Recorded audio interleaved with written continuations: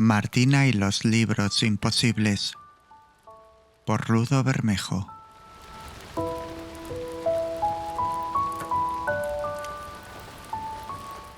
Todo el mundo tiene un hogar, incluso aunque crean que no lo tienen. 26 monos además del abismo. De Keith Johnson.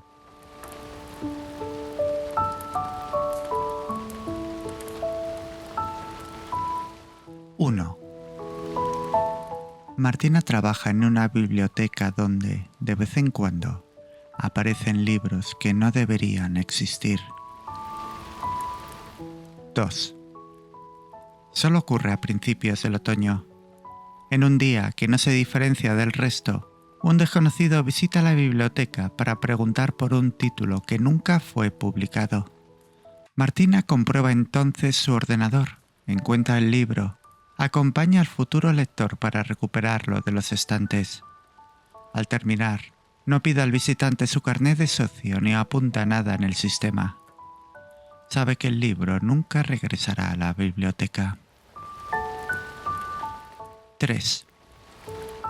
Martina lleva ya 23 años trabajando como responsable de esta biblioteca de barrio. Llegó hasta aquí de rebote después de unos años terribles que trata desesperadamente de olvidar. A veces se pregunta cómo demonios pudo acabar así.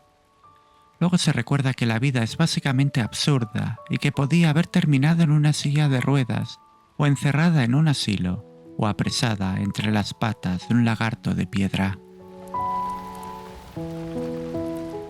4.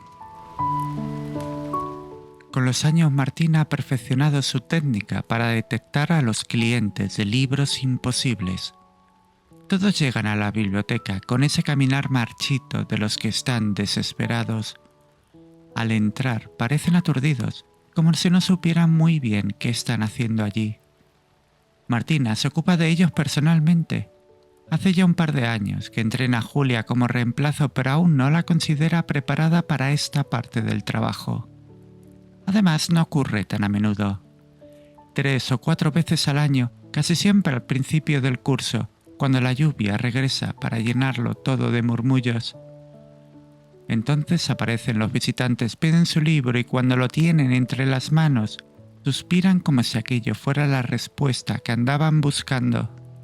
Martina les acompaña después a la puerta y se despide de ellos.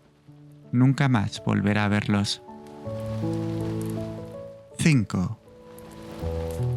A Martina le gustan las lluvias veraniegas, el sol menguante del otoño, los expresos bien cargados y la cocaína en polvo.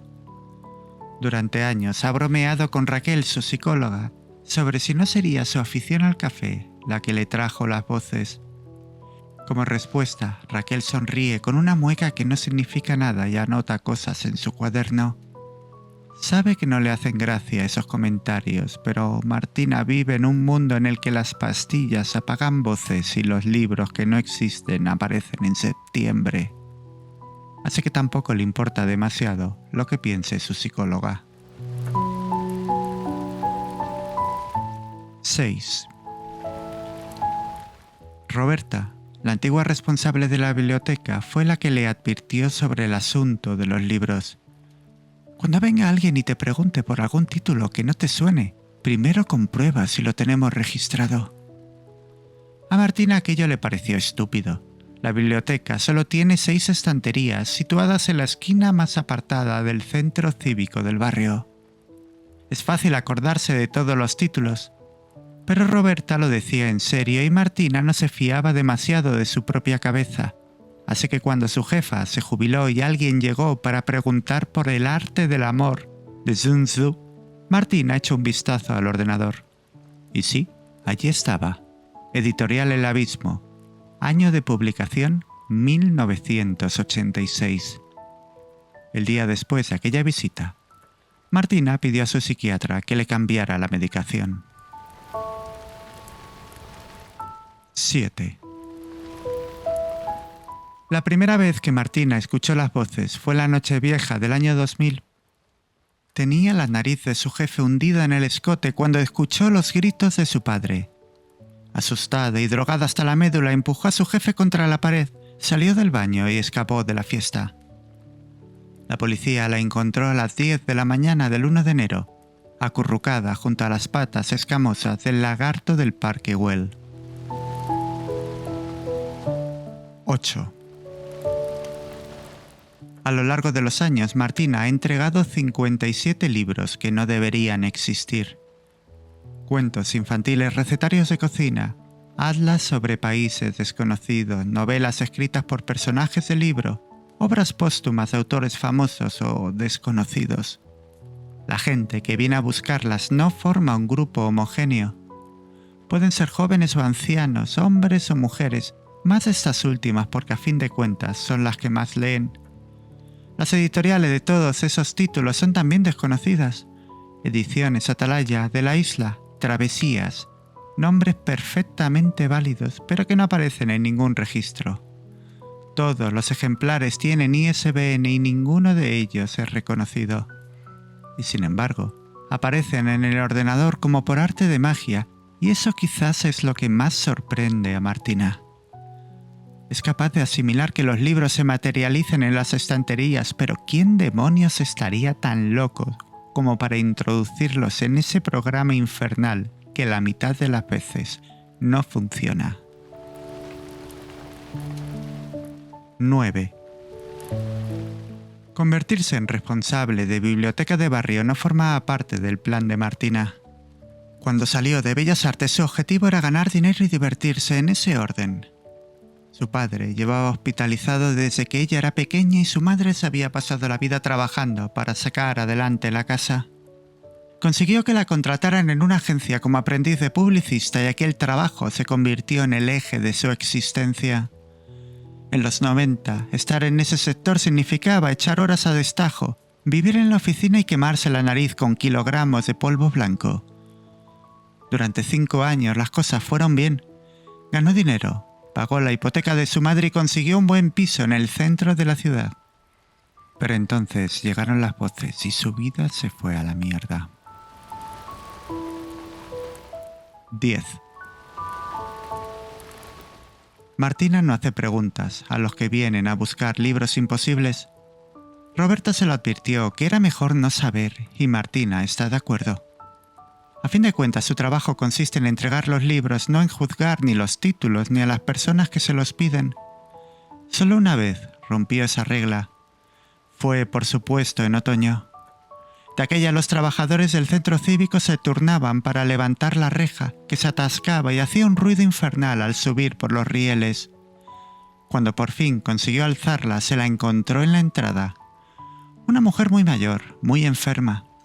Arrastraba un carrito con una botella de oxígeno y tuvieron que ayudarla a pasar por la puerta. Cuando pidió el libro, Memorias de la Guerra, de Roberto Albino, y Martina lo encontró en las estanterías, la mujer se echó a llorar tan fuerte que tuvo que invitarle un café para que se tranquilizara. «Es de mi marido, ¿sabe?», le confesó la mujer mientras aferraba el libro. «Siempre quiso escribir algo sobre lo que le pasó en la guerra, pero nunca aprendió a leer». Martina la dejó hablar sobre su marido y su muerte, cuyo aniversario había sido esa misma semana. Después no pudo resistirse a preguntar. ¿Y cómo? Dudó un instante. ¿Cómo supo que estaría aquí? El libro, digo. La mujer la miró sin entender, luego meneó la cabeza. «Ay, no sé, hija. ¿Dónde iba a encontrar un libro si no es en la biblioteca?» Martina no supo qué contestar ante aquella respuesta tan absolutamente obvia. 11. Después del incidente con el lagarto del parque, Martina fue diagnosticada con esquizofrenia, la misma enfermedad que su padre arrastró hasta su muerte en la residencia. Ella siempre supo que aquello era una amenaza real, por eso decidió desde muy joven que no tendría hijos. Pero el diagnóstico escrito negro sobre blanco, la mirada del psiquiatra al descubrir que Martina sobrevivía a base de cocaína, el mantener el secreto ante su madre, los comentarios en la oficina. Su vida se convirtió en una caída libre que la dejó sin trabajo, con una hipoteca inasumible y una medicación que acallaba las voces, pero que también la destruía. Después de un año, su madre la encontró en el suelo del baño cuando fue de visita. Martina había tratado de suicidarse con ansiolíticos, pero en el último momento se arrepintió. Vomitó hasta las tripas y al levantarse del inodoro resbaló y se rompió la cadera al golpearse contra el plato de la ducha. 12. A veces Martina se pregunta de dónde vienen esos libros de mentira. Cuando descubre uno nuevo, apunta los datos de la edición, el estado del ejemplar. No hay ningún patrón que pueda entender. A veces los libros están impolutos, otras deteriorados. Algunas editoriales se repiten, normalmente las que tienen alguna especialidad, como libros de historia o de geografía. Todos parecen reales, pero ninguno existe, no de verdad. Y sin embargo, la gente que los recibe no hace preguntas, ni se sorprende de que estén allí. Quizás sea porque ya no saben qué creer. Quizás cuando uno supera sus límites, entiende que la realidad es voluble, que se puede doblar para permitir el paso de lo imposible. Martina aún no ha decidido si esa idea le fascina o le aterroriza. 13. Martina pasó más de un año de rehabilitación en el hospital. Allí tuvo tiempo de explicar a su madre lo que le sucedía, de escuchar sus lamentos, de recuperarse de la fractura y de tratar de encauzar su vida. No podía volver a la agencia, a ninguna de ellas. Sabía que si regresaba volvería a drogarse. Uno no se quita la adicción si sigue frecuentando las mismas compañías. Fue su madre quien le dijo que intentara sacarse una oposición. Para ella, ser funcionaria lo significaba todo.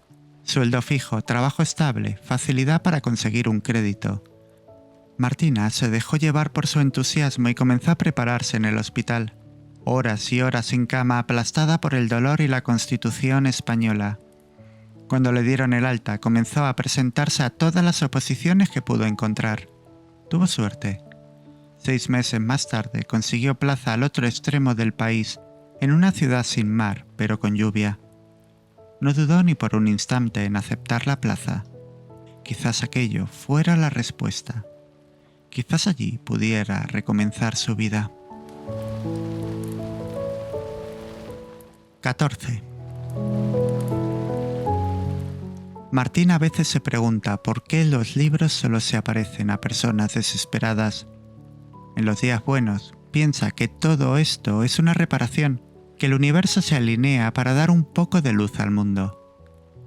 Pero algunas noches, cuando despierta de madrugada y se asusta porque cree que las voces han vuelto, en esas noches, Martina está convencida de que todo es un espejismo, que la vida aplasta a cualquiera que se sale de lo normal y que los libros no son más que un embuste, una ilusión que hace aún más cruel la realidad. Aún no ha decidido cuál de las dos opciones es la que le parece más real. 15. Cuando su madre murió, hace ya más de una década, estuvo a punto de venirse abajo. La llamada de la residencia, el viaje en avión a Barcelona, la semana en el hospital, los pésames, primero en el tanatorio y después en el entierro, la llegada al piso vacío, el frigorífico repleto, los libros, las figuritas, los álbumes de fotos y los recuerdos. Cuando acabó de llenar la última caja, Martina sintió cómo las voces comenzaban a empujar la pared que habían levantado las pastillas. Entonces recibió una llamada del centro cívico. Era Joaquín, el conserje. «Perdona que te moleste, Martina. Hay aquí un señor que dice que busca un libro. Le he comentado que la biblioteca está cerrada, pero es que insiste en que es importantísimo». Marina se limpió los mocos y preguntó por el título. Las ciudades silenciosas de... ¿Quién me dijo que era? Ah, sí, de Italo Calvino. Martina no pudo evitar sonreír. Después guió a Joaquín por los estantes hasta que encontró el ejemplar. No hace falta que le pidas el carnet, ya me cupo yo a la vuelta. Al terminar la llamada, cuando guardó el teléfono en el bolso y levantó la vista y se contempló en el espejo, el rímel corrido y las bolsas bajo los ojos, Martina supo, de alguna forma, que todo aquello pasaría, que todo volvería a su sitio. 16. Dentro de poco, Julia se convertirá en la nueva responsable de la biblioteca. Después de tantos años, a Martina le llega la jubilación y está asustada. Durante más de 2 décadas, esas 6 estanterías se han convertido en su refugio. ¿Qué hará a partir de ahora? ¿Qué harán las voces? Trata de no pensar mucho en ello. Además, aún tiene que hablar con Julia sobre los clientes que llegan en otoño y sus peticiones imposibles. 17. A lo largo de los años, Martina ha desarrollado 3 teorías sobre los libros. La primera, que son una broma de algún club de la ciudad. Aquí llueve demasiado y la gente se aburre y no sería descabellado pensar en alguna burla extendida durante décadas y que pasa de padres a hijos. La segunda, que todos son imaginaciones suyas, que en realidad nada de esto está pasando, que todo es una invención de su cerebro hiperactivo, que las voces acalladas han encontrado una nueva forma de penetrar en su mundo. La tercera es que todo esto es real y que está sucediendo no solo en su biblioteca, que cada uno de sus compañeros de profesión tiene visitantes otoñales o tal vez veraniegos que buscan libros que no existen, que ella forma parte sin saberlo de una confabulación, que los que trabajan con libros son como agentes infecciosos de una realidad demasiado amarga, que se enfrentan a ellas, que la hacen mutable, permeable a los deseos de los que lo necesitan. 18. Libros que se aparecen. ¿Pero de qué demonios me estás hablando? Julia la mira con el ceño fruncido. Lo cierto es que no se esperaba otra cosa. A fin de cuentas, ella debió de mirar igual a Roberta cuando se lo dijo. Quizás ha tardado demasiado en confesar su secreto. Quizás debió de hacerlo con más tiempo para prepararla, pero Martina no se sentía con fuerza para abandonar esa sensación de maravilla de entregar libros que no existen. Quizás sea ya demasiado tarde. Mañana es su último día en la biblioteca. Pasado despertará en su cama y no caminará los 300 metros que la separan del trabajo, ni tendrá que levantar esa reja que se atasca ni aguantar medio dormida los lunes por la mañana. Tampoco podrá ya entregar esos libros imposibles, y eso la llena de melancolía. 19. En estos 23 años como responsable de una biblioteca de barrio, Martina ha descubierto algunas cosas. Que la vida no tiene ningún sentido. Que nadie es responsable de su mala suerte, pero que sí lo somos de lo que nos pasa a continuación. No todos podemos recibir un libro que no existe para compensar una mala racha o una pésima existencia, pero tampoco podemos esperarlo. A veces, lo más cerca que estaremos de la magia es convertirnos en mensajeros que entregan un libro imposible a una persona que lo está pasando mal. Y eso debería de bastarnos. 20. Martina vive ahora en la ciudad que la vio nacer, cerca del mar, en el mismo piso en el que vivió su madre durante tantísimo tiempo. Las voces no regresaron, pero ella sabe que aún están allí, agazapadas, esperando su momento. No le importa. Tiene la brisa del atardecer y el sol de la primavera, el paseo marítimo, los cafés y las buenas compañías. Eso le basta. Pero todos los años, justo a principios del otoño, Martina regresa a la ciudad en la que siempre hay lluvia. Allí visita la biblioteca de barrio y a Julia. Ella la recibe con alegría y los siguientes días las dos comen y beben demasiado y hablan de todo menos de esos visitantes que de vez en cuando llegan en busca de un título que nunca ha existido.